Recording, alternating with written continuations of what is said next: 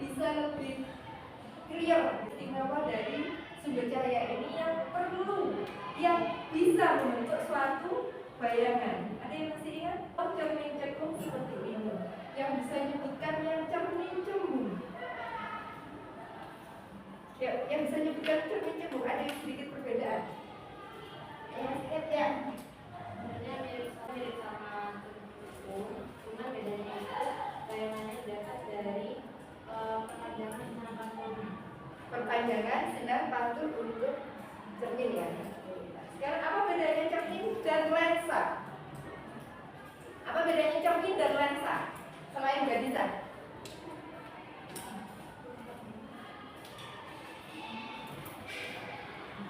Cermin itu dia bisa tampilkan bayangan, kalau lensa dia memang Dia nggak memberikan bayangan. Berarti nggak. Di review ya, lensa ada dua jenis, lensa konveks dan lensa konkav, cembung dan cembung. Sedangkan lensa konkav atau lensa itu sifatnya adalah divergent. Jadi memang dari sistem pembiasan yang diamati dari dua lensa itu satunya itu muncul, satunya tidak. Sekarang kita akan mengidentifikasi yang kemarin. Ya. Nah, ada sedikit yang mau saya ralat. Sebenarnya untuk penamaan F1 dan F2 ini bebas. Ada banyak referensi yang menyebutkan lensa yang di sebelah kiri F1, lensa yang sebelah kanan F2. Tetapi ada juga yang sebaliknya. Jadi ini saya mau ngajak untuk logika yang paling mudah diterima. Yang pertama kita identifikasi dulu. Karena lensa cembung itu ada dua sisi kiri dan sisi kanan. Kemudian berkas cahaya datang dari kiri. Menurutmu, permukaan lensa yang pertama kali mendapatkan cahaya itu yang sisi kiri atau kanan? Misalnya dia datang nih, ya, sampai sini kan? Nah, yang pertama kali mendapatkan cahaya sisi kiri kan? Nah, jadi sisi kiri kan yang pertama kali mendapatkan cahaya. Oke. Nah, untuk lensa cembung, cara menggambar lensa cembung yang cembungnya seperti ini, maka jari-jari atau pusat kelengkungan ada di kiri atau kanan? Ini pusat kelengkungannya. Kalau lensanya gini, ada di kanan. Jadi yang sini, yang kanan. Ya kan? Nah, cara gambar yang ini itu kan dari sini kan? Oke. Ini kita namakan F1 supaya bisa melogika. F1 dan F2 itu dipilih yang mana? Ya, F1 dan F2 dipilih yang mana? Ini lensa yang kiri ini gambarnya kan dari kanan. Ini ya, misalnya jangka seret ini. Berarti kan fokusnya ada di sebelah kanan. Sedangkan lensa yang di sebelah kanan, jadi kalau ini cahaya datang, maka di sini ada permukaan yang kedua. Permukaan kedua itu berarti kita akan gambarnya dari sebelah kiri. Katakanlah itu F2, gitu ya. Nah, kemudian ketika ada benda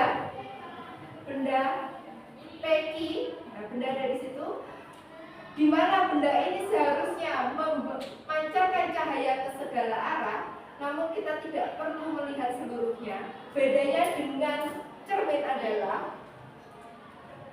berkas satu, cahaya yang datang sejajar sumbu utama akan dibiaskan melalui fokus. Fokus yang mana? Tadi permukaan yang pertama kali nangkep ada di mana? Namanya F berapa? F1. Dia akan dilarikan menuju F1.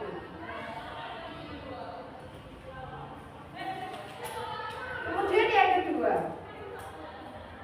kedua, kalau cermin, sinar yang melalui pusat kelengkungan R diteruskan. Sedangkan kalau di sini, sinar yang melalui pusat lensa di tengah, bukan pusat kelengkungan, tapi pusat lensa di tengah itu diteruskan. Ya, nomor 2 itu ya bedanya dengan cermin. Kalau cermin kan nggak ada yang bikin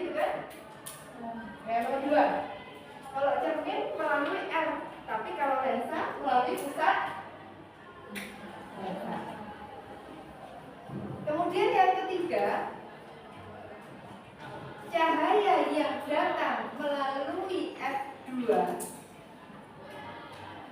baru dia dibiaskan sejajar sumbu utama.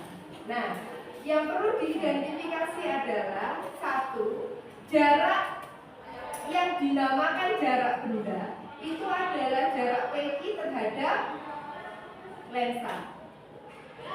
Dan yang dinamakan jarak bayangan itu jarak bayangan PQ aksen terhadap lensa, S aksen. Jadi yang dinamakan sebagai jarak benda itu yang ini, jarak dari benda ke lensa, sedangkan S aksen itu jarak dari lensa ke bayangan atau bayangan ke lensa, itu yang dinamakan S aksen. Untuk mengidentifikasi aja ya.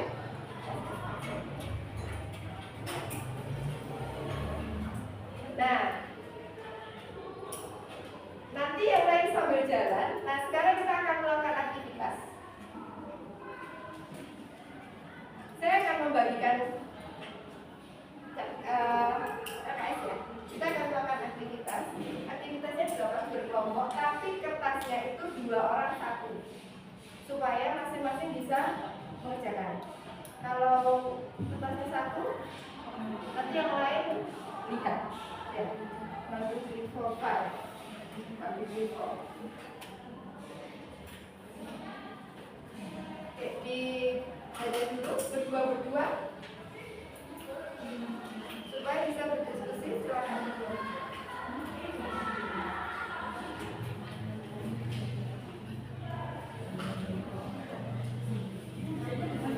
Batasan alat kita, maka masing-masing bangku, masing-masing kelompok itu akan mendapatkan satu ruler. Satunya ini, satunya rulernya manual, diginikan sama kepanjangnya. Posisi yang dibutuhkan itu adalah posisi yang bisa kita lakukan ya, sumber cahaya, kemudian lensanya di tengah, kemudian ditangkap oleh layar. Gimana cara menangkap layarnya? Bisa pakai kertas putih. Bisa pakai kertas putih. Nah, tugasnya nanti mengukur berapa jarak bayangannya. Apakah jarak bendanya di situ? Itu sudah saya tulis 5 cm, 10 cm, 20 cm kan? Nah, ada yang mau memvariasi, boleh. Misal, saya nggak mau saja yang 5 cm nanti sama dengan teman-teman. Saya mau modif. Misalnya dalam kelompok ini ada yang sudah selesai 3-3-nya 5 cm, 10 cm, 20 cm, masih ada waktu dimodif. Ada yang 10 cm, 15 cm, boleh. Ya, boleh ya, dimodif supaya hitungannya beda. Boleh dimodif. Nah, nanti kemudian kita akan bahas apa itu perbesaran, apa itu fokus, apa itu kekuatan lensa gitu. Nah, masing-masing kelompok silakan ke depan untuk mengambil masing-masing.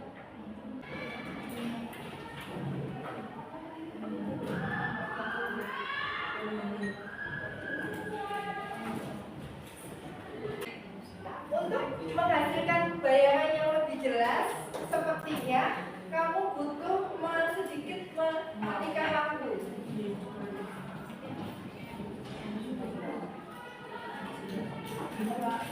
Oke, boleh dicoba ya. Coba dulu. Apakah dia bisa menghasilkan bayangan?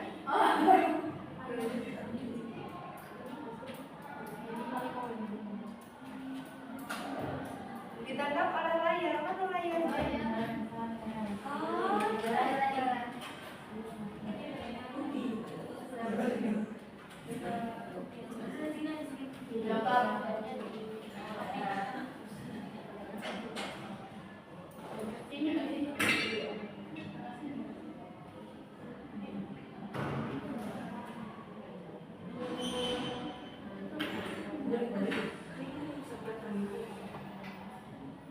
Coba sedikit digelapkan, ditutup rambutnya.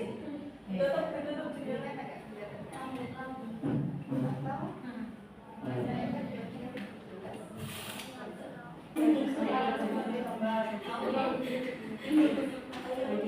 Bagaimana?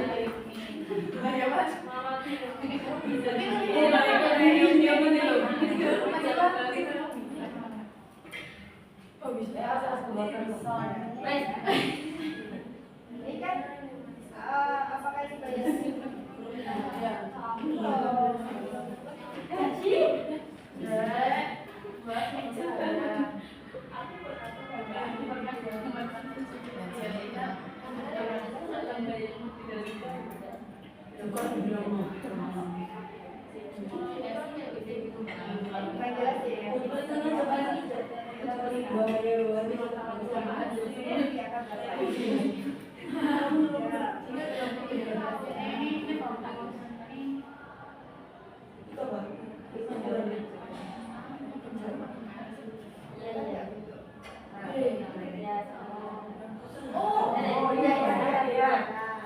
Coba nanti dimanipulasi di kamu ukuran berapa?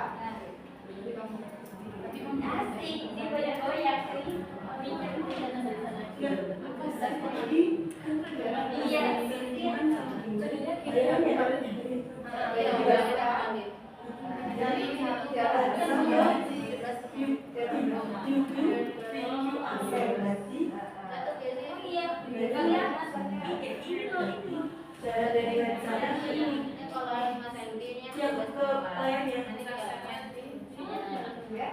Berarti bayangan yang di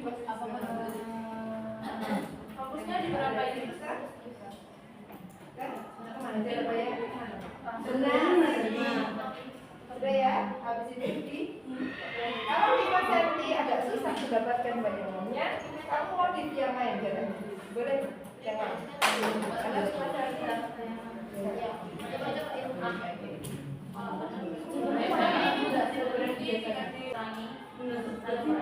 Ditulis dulu hasilnya. Berapa? Biar bisa ini semua.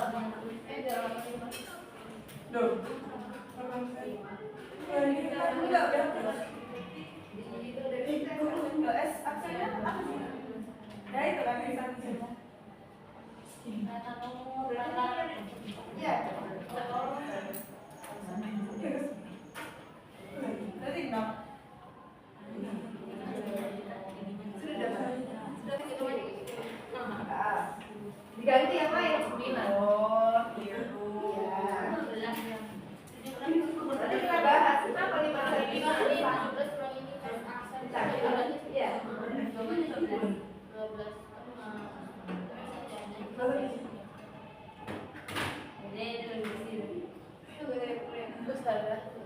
Fokusnya gimana ya? Tuh, nanti akan dapat fokusnya. Berarti kalau misalnya ini sampai berapa berarti ketemu sama ini bisa Akan ketemu fokusnya. 15 sama 5 Berarti dasar berapa? Jadi sekarang yang perlu dijelaskan itu yang mau perlu dijelaskan itu adalah S aksen, ya kan? Jadi S dan X aksennya sudah bukan. Nanti dalam masuk ke akan fokus. Ini tidak perlu. Dapat 5 ya? Sudah berarti. Itu berarti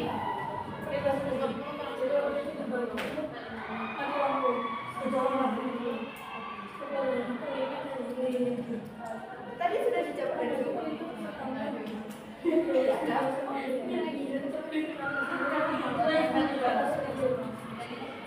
itu harus fokus. Jadi kalau misalnya ya, Berarti yang harus fokus.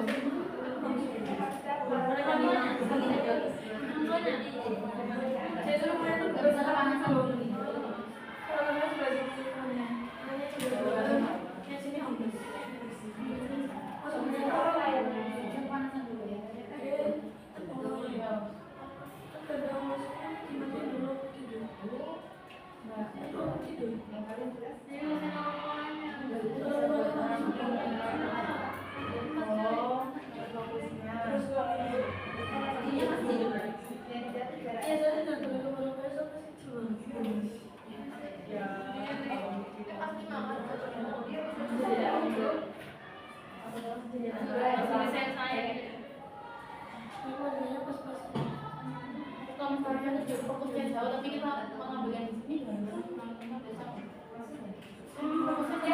bukan fokus kan? jarak bayangan. Ya beda, misalnya kan ini fokusnya sampai sini kan mas. Bayangan. Tapi kita maunya di sini. Ini berapa? Bisa, karena sebenarnya pas detik ini tuh belum, bukan bayangannya, belum yang kita bukan bayangan. Jadi bayangan itu didapatkan dengan sampai dia itu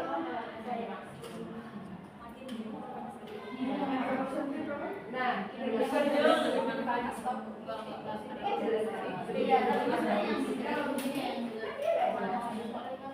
Untuk bisa mendapatkan jarak fokus yang bagus, yang pas, bayangan harus terbentuk dengan yang jelas. Apa? Lagi kelihatan ini 16 kalau dia lebih jauh jadi kalau misalnya kamu ambil yang lain, tentu saja kan kamu bukan nilai fokusnya dia. Nah, ini kan jelas ya.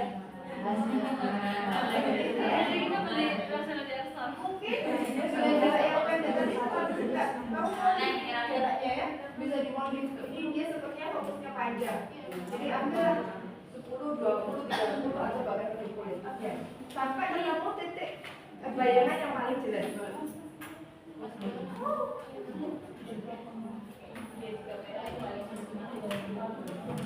Kenapa bayangannya terbalik? Nah, itu Pak kita katakan kenapa? Saya ketika nanti akan ketemu, saya bahas nanti ya. Kita bahas. Cuma kan nggak terbalik. Bahaya kalau semuanya terbalik. Saya yang bertanya, bahaya kalau semuanya terbalik di kacamata.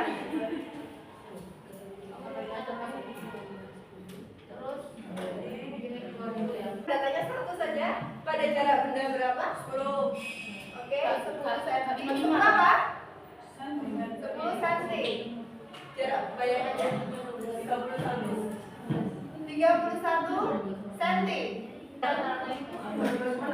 Iya.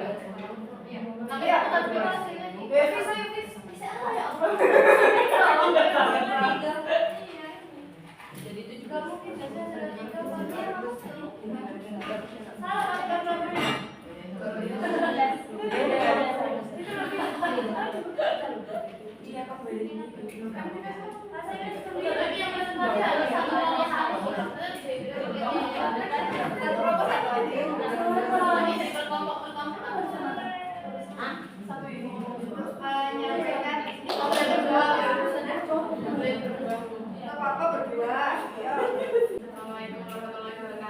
Waalaikumsalam warahmatullahi wabarakatuh. Jadi di sini saya akan mempresentasikan hasil penelitian matematika semua.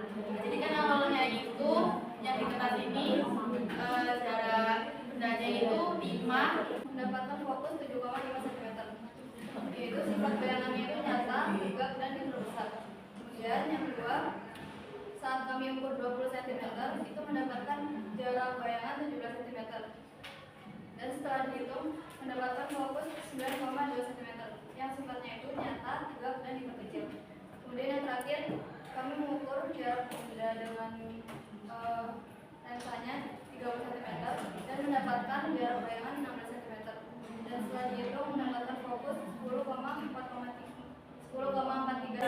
ukuran dari yang pertama dari jarak 5 cm diperoleh jarak bayangannya itu 12 cm.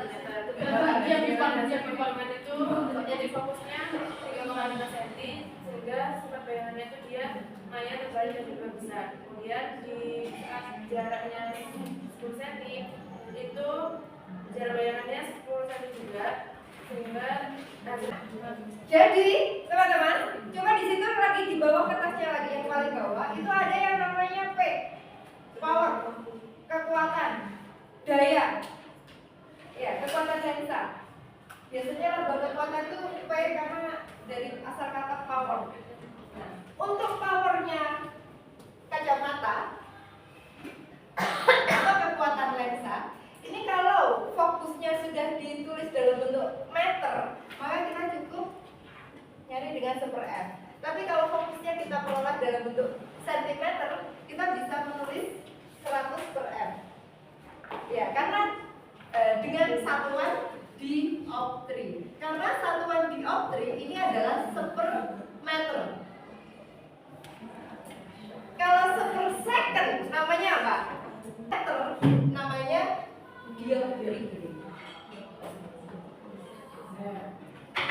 ya, namanya dioptri. Nah, begitu teman-teman dapat nilai F-nya, coba dihitung kekuatan lensanya. Berarti 100 per fokusnya masing-masing. Kalau fokusnya 5 misalnya, berarti P-nya atau kekuatannya berarti 20 dioptri. Nah, ini yang kalau misalnya dicek kacamatanya berapa?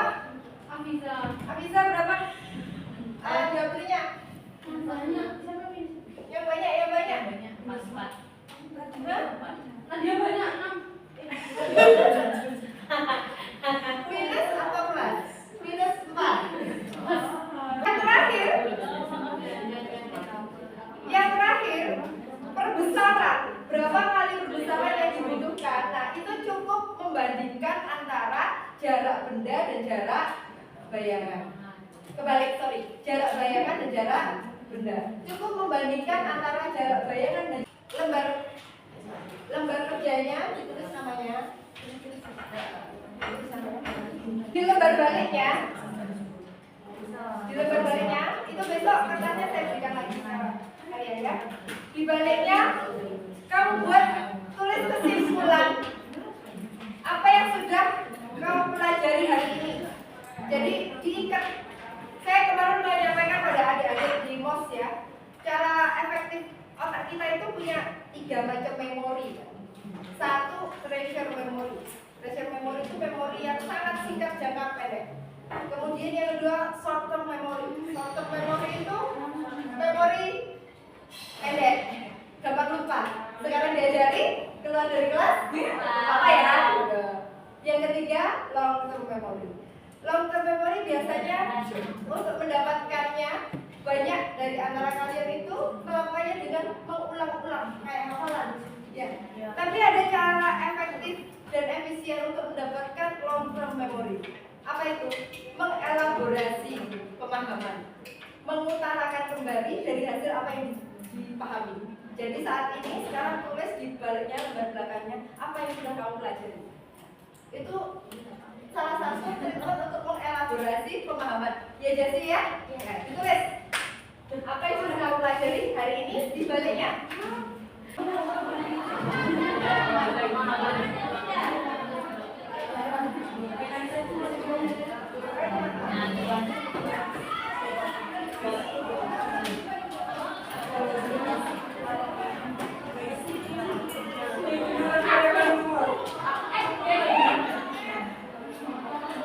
Penggunanya untuk terakhir kali ada?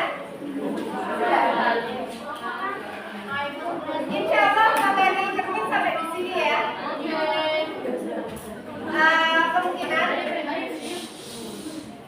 Kemungkinan nanti pertemuan berikutnya itu kalau nggak penilaian tugas atau penilaian tugas, tapi berarti Jumat depan ya. Jumat depan itu kalau penilaian tugas atau penilaian tugas, nanti saya ulang dulu karena saya berjanjian sampai bulan. Ayo kita tutup. Let's close our meeting today. Yes, ready. Alhamdulillahirabbil alamin. Subhanakallahumma wa bihamdik, asyhadu an la ilaha illa anta, astaghfiruka wa atubu ilaik. See you next week. Assalamualaikum warahmatullahi wabarakatuh. Waalaikumsalam warahmatullahi wabarakatuh. Thank you for today. Please read your checks.